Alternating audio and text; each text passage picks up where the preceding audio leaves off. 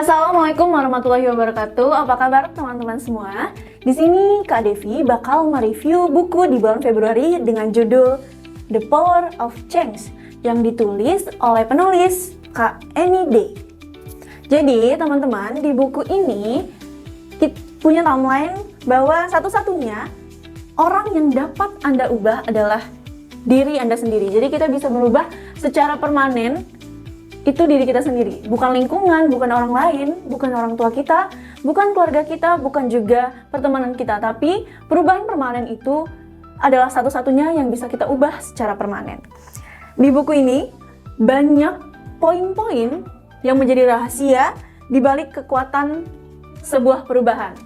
Teman-teman, sebagai seorang manusia yang mempunyai pikiran yang membedakan kita dengan tumbuhan, membedakan kita dengan hewan, dan membedakan kita dengan benda lainnya, perubahan merupakan hal yang penting karena kita bisa merasa bosan dengan sesuatu, atau ketika kita tidak menyukai lagi sesuatu, maka hal pertama yang harus kita ubah adalah mengubahnya untuk menjadi hal yang lebih kita suka. Hal pertama yang perlu kita ubah adalah sikap kita terhadap sesuatu tersebut. Jadi, kalau kamu sekarang sedang bosan dengan kebiasaan lama, yuk saatnya kita berubah untuk mewujudkan versi terbaik dari diri kita. Di buku ini, di bab pertamanya aja udah menjelaskan kalau poin penting untuk berubah adalah merubah diri kita sendiri. Yang pertama adalah merubah sudut pandang kita. Merubah sudut pandang nggak cuma merubah bagaimana kita melihat orang lain, tapi juga pola pikir kita terhadap sesuatu. Saat kita ingin berubah, kita perlu tahu bahwa kita yakin kita tuh berhak untuk mendapatkan kebiasaan yang lebih baik daripada kebiasaan yang sebelumnya. Tips-tips di buku ini sangat-sangat berperan penting untuk kita yang pengen banget berubah, karena pola pikir yang kita ubah itu akan berdampak untuk memberikan kebaikan-kebaikan selanjutnya. Seperti contohnya saat kita sudah bosan dengan kondisi finansial saat ini, berarti kita sudah sadar bahwa harus ada yang diubah dari pola pengeluaran kita, pola kondisi-kondisi sulit yang saat ini kita jalani itu sudah seharusnya kita ubah. Teman-teman, di sini saat ingin berubah, kita juga perlu memikirkan resiko. Tadi yang pertama, tahu bahwa kita tuh sadar, kita ingin sangat berubah, tapi kita juga harus sadar resiko. Saat kita sudah di titik bahwa kita tuh udah di keadaan yang sulit, di keadaan yang tidak nyaman, keadaan yang bosan, berarti resikonya adalah kita akan berlarut-larut dalam kondisi tersebut. Artinya kita akan selama-lamanya bosan. Jadi, mulai saat ini kamu harus sadar bahwa ubah pola pikir itu akan merubah segalanya. Di buku ini juga tidak cuma bagaimana kita merubah diri kita sendiri, tapi juga merubah lingkungan sosial kita, merubah rasa amarah kita dengan bijak, rasa emosional kita dengan bijak. Jadi ketika kita marah, kita perlu marah dengan bijak, sehingga lingkungan emosional kita juga disalurkan dengan baik, diterima dengan baik oleh lingkungan yang ada di sekitar kita. Lingkungan keluarga, lingkungan sekolah saat ini, lingkungan kerja, dan lingkungan kuliah, dan lingkungan lain yang ada di sekitar kita. Dan buku ini penting banget untuk membantu kita memberikan bagaimana sih tips untuk menghadapi rintangan, karena kita tahu ya, kalau berubah itu pasti punya rintangan. Jadi hal-hal yang kita bilang, perubahan itu memang di sebagian orang itu memang sulit, makanya nggak semua orang berani berubah. Tapi ketika kita sudah bosan, kita tahu kalau kita berhak dapat hal yang lebih baik dari saat ini, kita perlu untuk take action. Kita ubah pola pikir kita, ubah kebiasaan, menyadari bahwa diri kita perlu berubah dari kondisi A ke kondisi B yang memang lebih baik tentunya. Jadi teman-teman,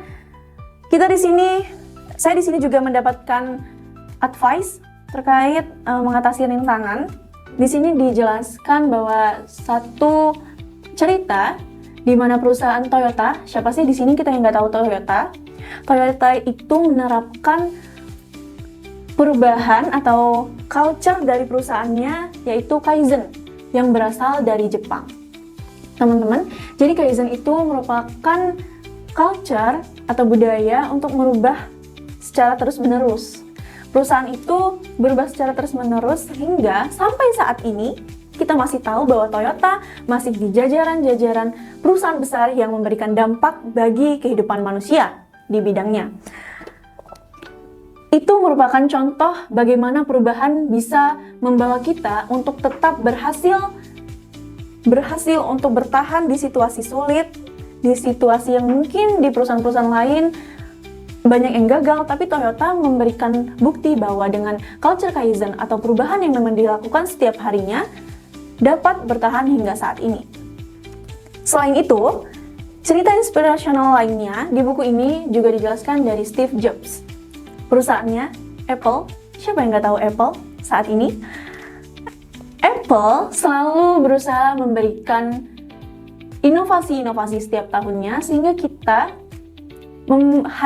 tuh mendapatkan rasa penasaran dengan teknologi-teknologi yang diberikan setiap tahunnya, inovasi-inovasi apa yang saat ini diberikan oleh perusahaan tersebut.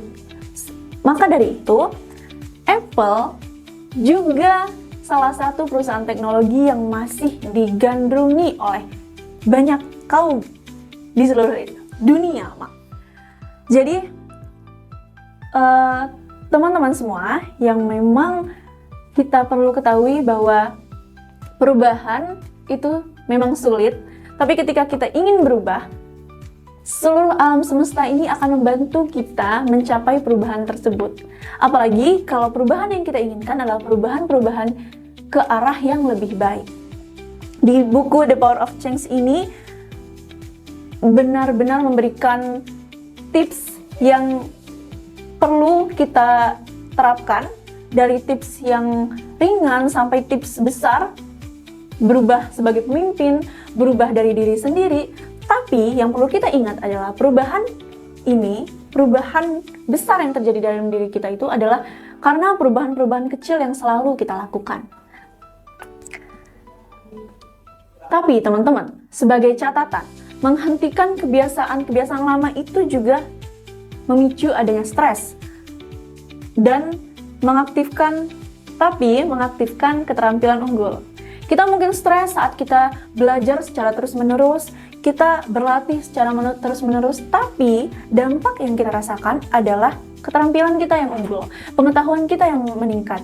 Sehingga senjata terhebat, di buku ini dijelaskan bahwa senjata terhebat untuk melawan stres adalah kemampuan kita memilih pemikiran di atas orang lain. Teman-teman, mungkin sekian yang bakal Kak Devi sampaikan. Kalian bakal sadar bahwa buku ini memang perlu banget untuk kita, kaum muda, menghadapi tantangan perubahan dengan keterampilan unggul. Sekian yang bisa Kak Devi sampaikan. Lebih kurangnya Kak Devi mohon maaf. Wassalamualaikum warahmatullahi wabarakatuh.